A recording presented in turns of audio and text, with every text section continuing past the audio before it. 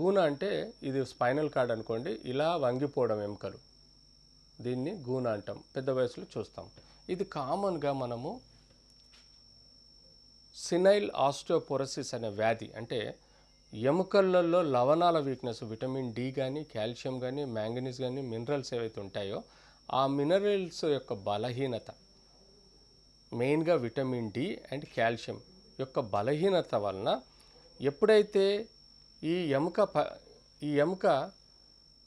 చిన్న చిన్న దెబ్బలకు, చిన్నగా కూడా కదిలిన పెద్దవాళ్ళల్లో vitamin D deficiency, calcium deficiency, ఇంకా ఇతరత్ర మినరల్స్ డెఫిషియన్సీ వలన ఈ ఎముక పగిలిపోయి, అది కూడా కేవలం బర్రెలు అంటాం, అంటే చిన్న చిన్నగా ముక్కలు అవడం ఇంటర్నల్గా, ఈ ఎముక ఇలా వంగిపోతుంది. ఇప్పుడు ఇంత వెడల్పులో ఉన్న ఎముక చిన్న చిన్న ఫ్రాక్చర్స్ వలన, వాటిని వెడ్జ్ కంప్రెషన్ ఫ్రాక్చర్స్ అంటాం.